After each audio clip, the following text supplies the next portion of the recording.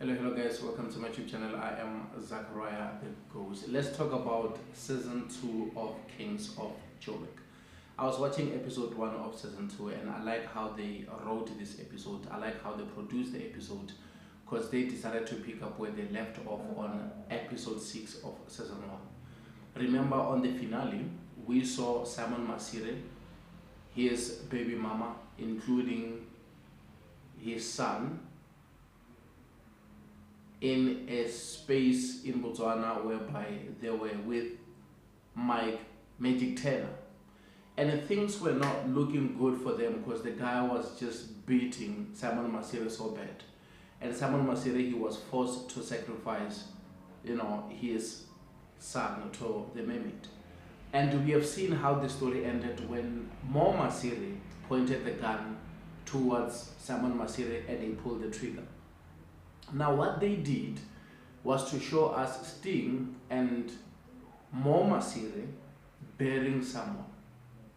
They didn't show who they were burying, but we have seen that, whoever they buried there is someone who was very close to them. And they were heartbroken because we saw Mo Masire, down on his knees and he was like, crying.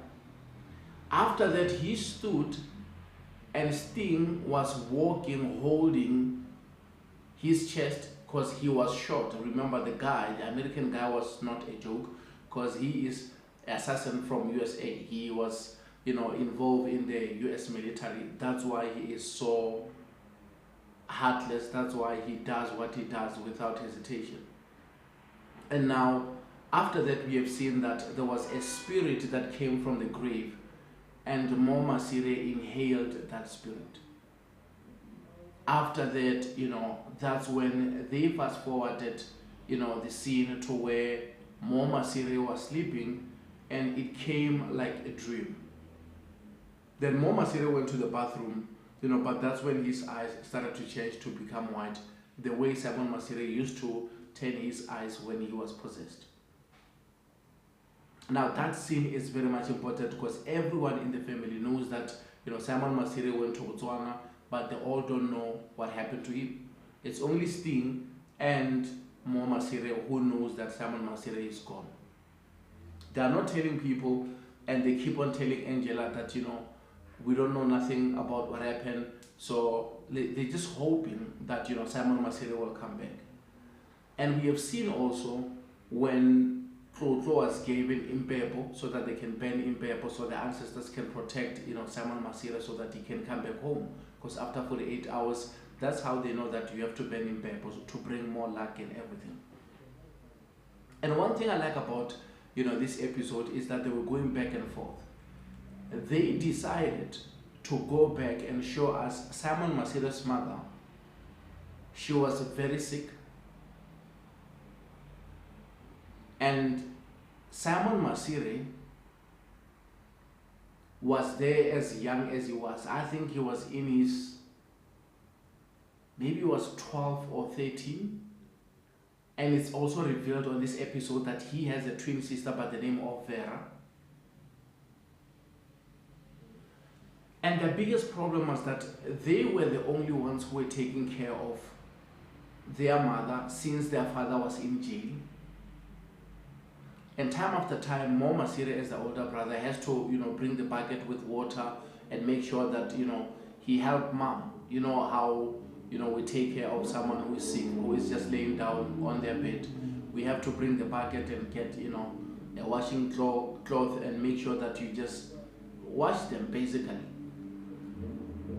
And he was doing that when all of a sudden, she opened her eyes and her eyes were white. That means she was deeply possessed with that spirit of the mermaid. And of course the kids, they have to give her the space because they didn't know what is going to happen. Now it's been revealed that she was told that she must make a sacrifice. The mermaid wants blood. And she didn't want to give up any of her children. Because I remember there was a scene where they have to call one of their elder family member. I think that must be their uncle, who is also a doctor. He arrived there, and I remember when he said to their mother that your organs are failing. You need to do what you are told to do, otherwise you're going to die. And of course, she couldn't sacrifice one of her children. And she cried and she said, I'm the one who brought this thing to this family. And when she was talking to those kids after they went backwards, after they went to the door, because they understood that she was very angry, she mentioned something. She said, there will be blood. I don't want to do this anymore. Leave me alone. She was talking to the mermaid because the mermaid wanted blood, but she said, no, I don't want to do this thing anymore. And that's when they decided to go and call the uncle so that the uncle can come and help them with the situation. Now the uncle made it clear that if you don't do what the mermaid asks you, you are going to die. Then we later saw when she was like in a deep sleep, Simon Masire went back to the room because he was still shocked by what he saw. And he said, Mom, wake up, Mom, wake up. And when she woke up, she saw him, he was right there next to her, and she turned her eyes white and she started to strangle him. That means at that moment she gave up. She felt like, you know what, this thing wants one of my children. Let me do what I have to do so that I can live. But then Mogomoysi came and rescued Simon Masire. That's how the brothers has been strong. Now, because of she couldn't give that mermaid any of her children, that's why at the end the mermaid decided to take her. And before she died, she was crying. She said, my poor Veronica.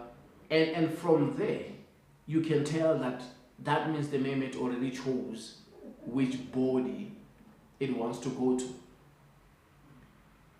And then the way it operates, it looks like after the mother was older and the organs were failing, it needed to move to another body where it can function so that it can live forever. It can live for long. And it explained why Simon Masire at the end, he did everything in his power, and at the end he felt like, you know what, let me just give this mermaid what it wants. Like history repeats itself, how the mother gave up. Now Simon Masire inherited, the spirit of that mermaid, and he couldn't keep up because now he couldn't protect his family, and he had to make sure that he bring that sacrifice. Now Mogomoysi on the finale wanted to protect the son by taking out Simon Masire, who is the brother, not knowing that he's going to inherit the same spirit, and that spirit will tell him that I said I want blood, and if you don't give me blood, I'm going to take myself. I'm going to take one of the family members. That's how it operates. Now, of course, there was a time whereby there was this other gentleman by the name of Leon, who is a best man, a private investigator of Simon Masire. He arrived at what we can call a football field, a stadium, to give Mogomoysi information about Pumzi. And he said, we ran all, checks, we dug deep, and we find out that she's not affiliated with the police. We know that, yes, she testified against the ex-boyfriend, the Nigerian guy, Aliko Baju, because they were dating before, and that's how he went to jail. So feel free, she's clean. And after that, we have seen him telling Mogomoysi that Simon Masire is not here, and that means technically you are the new leader of Kings. You have to take over, because I know that you guys have differences, but with Simon Masire, family came first. In the meantime, when he's getting information, we have seen Pumzi going back, to her home, and she spoke with the uncle who used to be the undercover, and they spoke about the whole process. And he said, look, I'm in trouble. This guy found out about Aliko Baju, and I need to make up a story so that he will believe me, because if I make a mistake and they know who I am, they are going to kill me. Definitely sure they're going to kill me. So I need to play smart. But the uncle warned her, and he said, if you continue with this thing of being, an undercover, and you're pregnant, and you're introducing the baby to this world, and you're using, a fake name, and once you put, our family and his family together, it's over. It's over, because you have to come clean. And she said, if I come clean, he's going to kill me. I like that, because they were talking. And at the same time, they were showing them talking while she's also talking with Mo Masire. And she was telling Mo Masire the same thing that they've been rehearsing with the uncle. And that's when Mo Masire wanted to, know more about her family. And she said, do you remember you asked me a question, if I'll marry you? The answer is yes. And the brother, made it clear that, he is a man who respects, tradition, and he is going to go to her family and make sure that he speaks with Abu Malume and negotiate, for the Lobola and everything. And that's when he's left with Sting to the family, and when they got there, they were welcomed. And, Nimrodi is their uncle. He made them understand that, they are a solid family and they respect tradition. And if he is going to marry in their family, he needs to respect things, and he needs to understand that things must be done the right way. And they, arrived there with the bottle, and everything was super, super cool, because, even the bottle that they brought, it was an expensive bottle.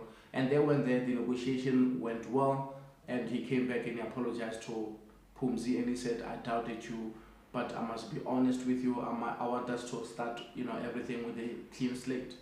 That means now, from now on, they're going to do things the right way. And that's when we have seen him calling a meeting. Toto was there.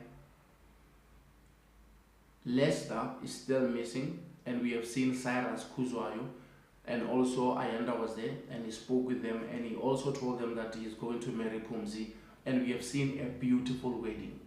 And a surprise thing is when they were about to get married, that's when they saw someone with a motorbike, and that person turned out to be Veronica, Simon's twin sister, who disappeared decades ago. We don't know if it's 2 decades or 3 decades ago, but now she was riding a motorbike, and that's how they ended the first episode. I love that episode.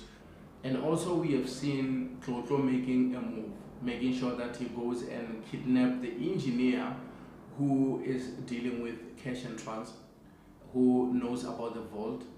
And he made sure that while they kidnap him, they also go and get the wife, so that, they will make things easy, so that he can help them, to crack, that safe, and make sure that they will get all the gold that they need. Episode 1 was just a great episode. They were going back to what happened on the previous episode, on episode 6, the finale of season 1, and they were reminding us exactly what happened, and it really looks like Simon Masire is gone. The person that they were burying there, must be Simon Masire. And the fact that there was the spirit that came from the ground, from the grave, and Mo Masire inhaled that spirit, that shows that that's Simon Masire. And now we can rest and know that Simon Masire was killed by Mo Masire, and Mo Masire didn't know that he's going to inherit the spirit of the mermaid. That means the mermaid is going nowhere. The mermaid is still going to be there, and is still going to, demand more things. But I think, episode 1 was a great episode, and I appreciate you guys showing me love and support. Thank you.